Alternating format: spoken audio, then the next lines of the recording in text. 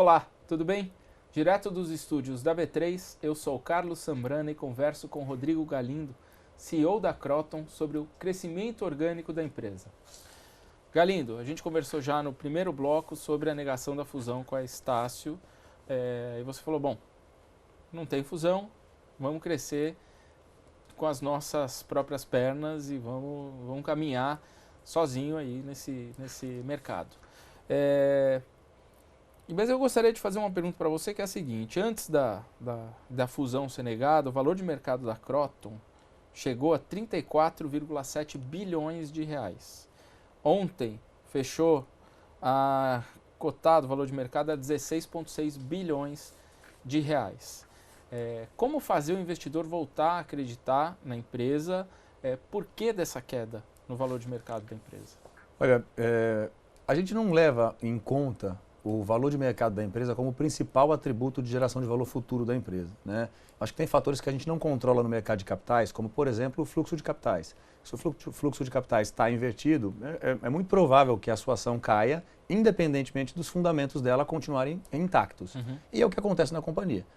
A gente está muito seguro com os fundamentos da Kroton e com a expectativa de crescimento futuro. A gente não pode dizer por que o mercado não está precificando a companhia da forma como a gente acredita que ela deveria ser precificada, mas talvez uma hipótese que pudesse ser explorada é a estrutura de crescimento que a Kroton pretende implementar no ensino superior, que é uma estrutura de crescimento de mais longo prazo, que é o crescimento orgânico. O crescimento orgânico ele é muito gerador de valor, ele exige pouco investimento. Se você for assertivo e tiver qualidade na escolha das cidades, da forma como investir, ele é de baixo risco, só que ele tem uma curva de maturação longa. É um investimento que começa a gerar valor 4, 5 anos depois de iniciado e cujo valor só vai ser totalmente capturado 10, 12 anos depois de iniciado. Então, você tem de 4 a 12 anos de um ramp-up de crescimento, mas nesses 4 primeiros anos, o crescimento é pequeno. E é um crescimento que no começo chega até a destruir margens, porque quando você lança um projeto orgânico, primeiro e segundo semestres, geralmente as margens são negativas. Do terceiro ao oitavo semestre, as margens ainda estão rampando para atingir o nível de margens da operação madura da companhia. Então, é um projeto que precisa ter uma visão um pouco mais de longo prazo para se acreditar e se precificar. Então, uma hipótese o mercado está esperando esse projeto dar sua cara primeiro e se mostrar um projeto vencedor para depois estar disposto a precificar mais para frente. A gente está muito seguro. O projeto está indo muitíssimo bem. As primeiras aprovações junto ao Ministério da Educação foram solicitadas lá em 2015, então é um projeto de longo prazo. A gente começou em 2015 esse projeto. Em 2017 a gente começou a implantar os primeiros greenfields para o ensino presencial. Já foram 13 implementados. A gente tem mais 20 sendo implementados esse ano e tem mais 38 sendo implementados ano que vem. Então é um projeto bastante robusto de crescimento orgânico.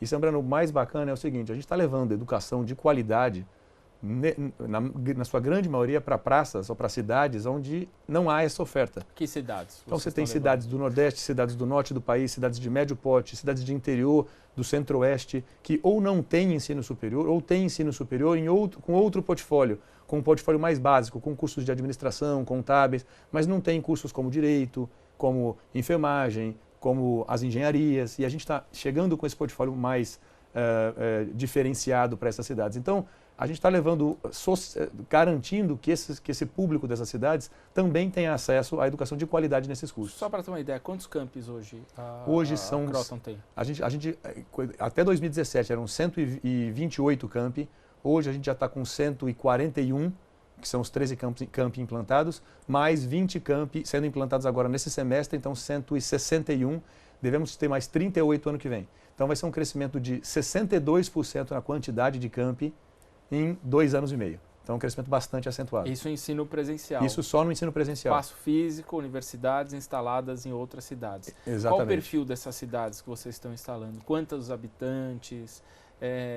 São cidades em que você falou Norte, Nordeste, mas outras regiões também estão contempladas? A gente criou um modelo estatístico interno na companhia, que é o que a gente chama de demanda latente por player. Então, não importa a característica demográfica da cidade, não importa o tamanho da cidade, não importa a região geográfica onde ela está inserida.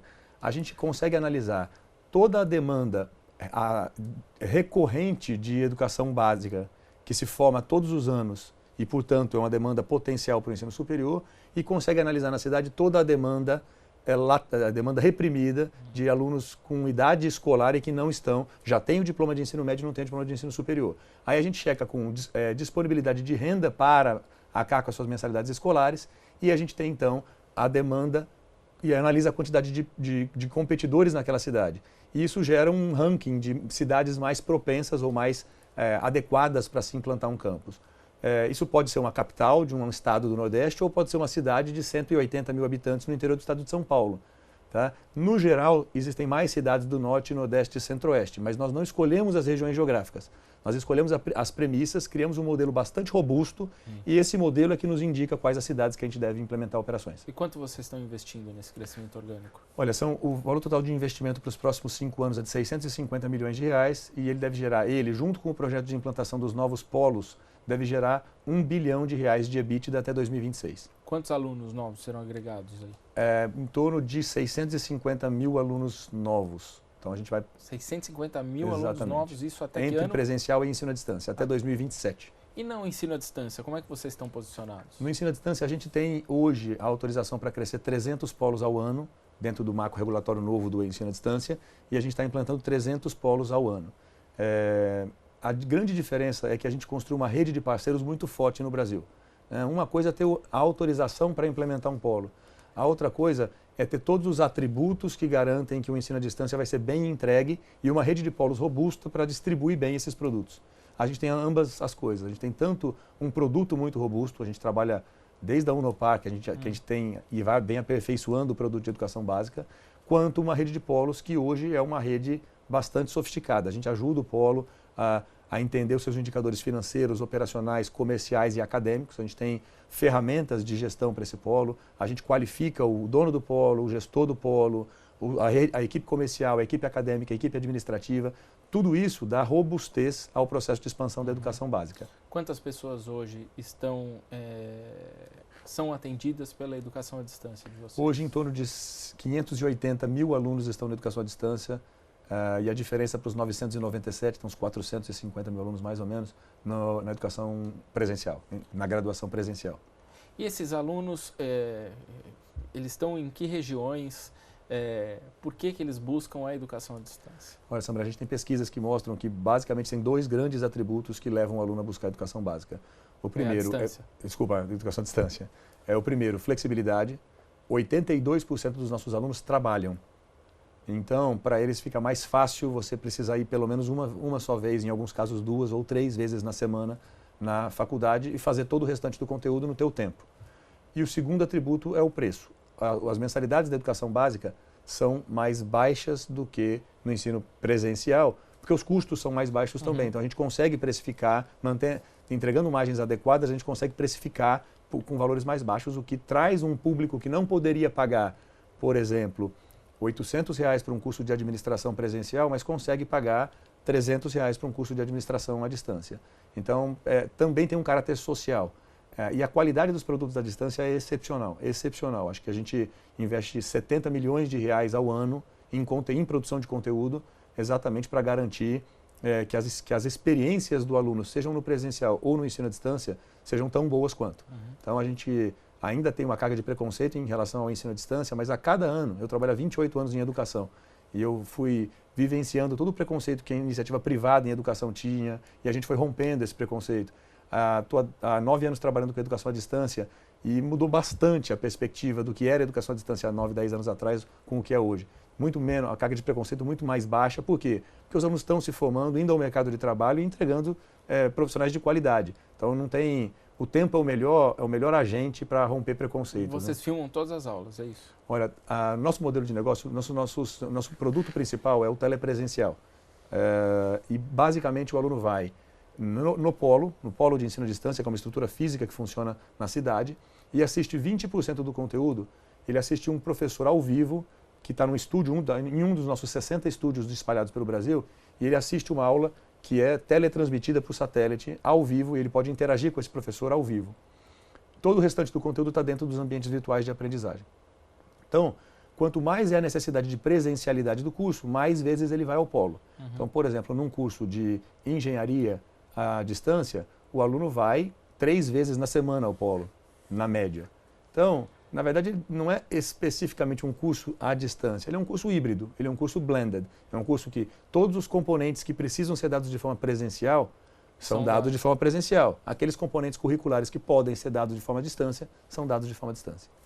Esses alunos, você disse que vocês têm estudos, entram no mercado de trabalho, vocês têm estudos mostrando a efetividade de quantos alunos entram no mercado de trabalho depois de fazer um curso à distância? Temos sim. Na verdade, o nosso jeito de medir o que a gente chama de empregabilidade, que é acesso ou ascensão ao mercado de trabalho, é menos na capacidade dele entrar no mercado de trabalho e mais na capacidade dele crescer, porque ele já trabalha, né? 82% já trabalham. Então, mais importante do que saber quem entra e quem não entra, porque eles precisam estar no mercado de trabalho até para pagar suas mensalidades escolares, é a gente medir a renda desse aluno antes e depois da graduação. E o aumento médio de renda é de 91%, já descontado a inflação. Então, muda a vida dessas pessoas. Não é à toa que o propósito da Kroton é transforme seu futuro, porque a educação superior transforma a vida de quem escolhe fazer um curso de graduação. Nós temos informações sobre aumento de renda na nossa organização, a gente não tem dados de outras instituições, mas na Kroton a gente consegue provar estatisticamente que o aumento de renda é de 91%. Então, muda de fato a vida dessas pessoas. Você falou muito de custo, é mais barato do que o ensino presencial. Então, a questão que é o FIES. O FIES foi muito importante para todos os grupos de educação, cresceram muito na onda do FIES, que é um programa que perdeu muita força. Praticamente hoje é irrelevante dentro do mercado da educação, se a gente comparar o que ele já foi. Como é que a Kroton se adaptou a isso? De que forma você enxerga o FIES? Então, primeiro, o FIES foi importante para o aluno pobre, para o aluno carente, que não tinha condição de acessar o ensino superior e pelo FIES passou a ter condição. O FIES não foi feito para as instituições de ensino, ele foi feito para os alunos de baixa renda. Mas as instituições de ensino surfaram nessa onda. E as instituições de ensino foram agentes que entregaram essa política pública que o Estado decidiu, nas condições que o Estado decidiu e com as características que o Estado decidiu. E a gente foi o agente para fazer essa política pública chegar. O FIES era do aluno. O aluno escolhia qual instituição de ensino ele queria estudar. Então, a gente ficou muito honrado quando muitos alunos que não tinham acesso à educação, por conta do FIES, passaram a ter acesso à educação, escolheram as nossas marcas pela qualidade que a gente oferecia. Então, a gente ficou muito honrado. E qualquer que seja a política pública que vise a aumentar a taxa de penetração no ensino superior brasileiro, a gente vai abrir as nossas portas do mesmo jeito e oferecer. De fato, o FIES trouxe um público diferente que não poderia cá com as suas mensalidades escolares cheias e, portanto, isso garantiu um aumento da quantidade de alunos ingressantes. Mas a prova de que o FIES não foi feito para as instituições de ensino, foi feito para os alunos, é que com o fim do FIES, ou com a redução significativa da quantidade de alunos de FIES, em 2000, só para ter uma noção de qual foi essa redução, em 2014, 60% dos alunos entraram com FIES. Em 2018, menos de 2%, 1,5% dos alunos. Então, é virtualmente marginal o FIES para a Kroton. Não estou falando do Brasil, estou falando da nossa instituição de ensino. E o crescimento de captação e o número de alunos captados cresceu entre 2014 e 2018. E de que forma que vocês preencheram essa lacuna? Acho que foi um conjunto de iniciativas que a gente fez. Primeiro, e a mais importante delas, a gente criou um produto de financiamento para oferecer para aquele aluno que de fato não poderia pagar R$1.000 de mensalidade escolar, mas que podia pagar R$500 de mensalidade escolar. Esse produto se chama PEP. Como ele funciona? O aluno paga R$500 de mensalidade escolar durante os 5 anos de duração de curso e depois paga R$500 de mensalidade escolar por mais 5 anos logo após a graduação, corrigido pela inflação. Simples para o aluno. A Kroton não é um banco, não pretende ser um banco, não pretende ganhar dinheiro com empréstimo, ela pretende só viabilizar o acesso do aluno aos seus bancos escolares. Isso trouxe para a instituição de ensino um público que provavelmente a gente não conseguiria trazer se a gente não tivesse implantado o produto de financiamento. A gente tem hoje mais ou menos 14% da base de alunos usando o PEP, e aí tem potencial de crescimento para em torno de 20% da base de alunos. Qual é a taxa de inadimplência? A taxa de inadimplência da parte pagante é equivalente à taxa de inadimplência do aluno pagante. E a taxa de evasão é um pouquinho melhor do que a taxa de evasão do pagante. Qual é essa taxa? Não, essas informações não são públicas. Mas a taxa de inadimplência é igual e a taxa de evasão um pouquinho mais baixa do que a taxa de evasão do vocês têm algum parceiro no PEP? Não, a gente usa capital próprio. Não tem ideia de trazer um banco para financiar? Então, nós temos uma iniciativa com a JV, com a BV financeira, que é um projeto que está começando. A gente está com alguns alunos pilotando, algumas turmas para entregar um pedaço desse contas a receber que é gerado por conta desse parcelamento que a gente está, não é um financiamento, né? É um parcelamento que a gente está fazendo e entregar para uma instituição financeira. Mas o que a gente fez, Sambrana, para dar conforto para o mercado de capitais em relação ao parcelamento que a gente está fazendo? A gente foi bastante conservador no provisionamento que a gente faz para esse contas a receber futuro. Hoje, um aluno pagante que paga suas mensalidades mensalmente, a taxa de perda provável, a PDD que a gente atribui para esse aluno, quer dizer, a expectativa de perda futura, é de 7,5%. Para esta parcela futura do aluno do PEP, a gente provisiona 50%. Então, de 7,5% para 50%. Por quê? Porque a gente não tem dados históricos para dizer que ela é 30%. Então, uma vez que a gente não tem dados históricos, a gente preferiu ser mais conservador e ter uma provisão suficiente. Os alunos do PEP ainda não acabaram a faculdade. Exatamente. Eles não acabaram a faculdade, então a gente não sabe. Você não sabe ainda se eles vão se formar, arrumar emprego e conseguir pagar. Exatamente. Por que a gente acredita que esse 50% é um valor conservador? Porque o aluno hoje, lembra que 80% já trabalham, então ele não precisa achar um trabalho depois da graduação, porque ele já tem o trabalho. Ele hoje ganha X e paga R$500 de mensalidade escolar. A gente sabe que, na média, o aumento de renda é de 91%. Então, ele vai ganhar quase 2 vezes X e vai ter que pagar os mesmos R$500. Então, affordability, que é capacidade de pagar, a gente sabe que esse aluno vai ter. Os indicadores mostram que esse aluno vai ter. Ele pode ter outras prioridades, a gente não consegue garantir que ele vai pagar. Mas é por essa característica dele ter o salário quase dobrado e a mensalidade ser a mesma, a gente acha que o índice de adimplência vai ser bem maior. Vou te fazer uma última pergunta que leva à minha primeira pergunta desse bloco, que eu te perguntei do valor de mercado da companhia. A Kroton tem muitos investidores internacionais, acionistas internacionais. Aliás, eu sei que você viaja muito para conversar com esses acionistas. Eles te pressionam por esses resultados?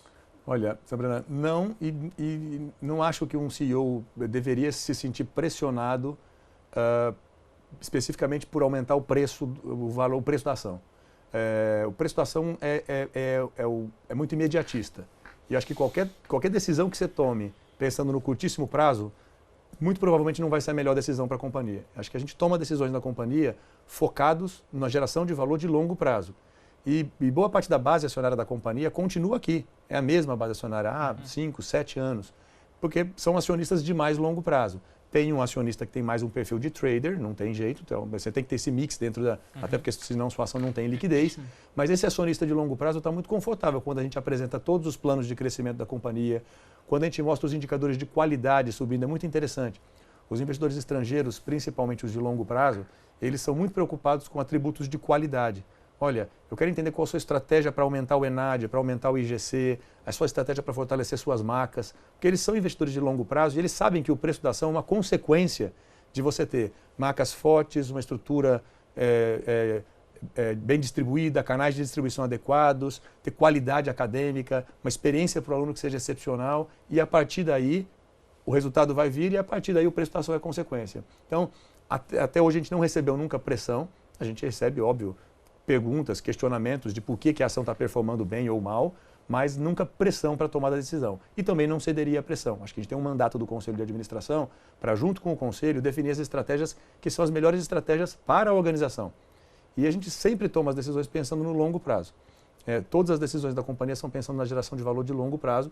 Alguns investidores se encaixam nesse perfil e apoiam a companhia, outros vão esperar o longo prazo virar curto prazo para ir aderir de novo à ação. E faz parte do jogo do mercado de capitais. Maravilha.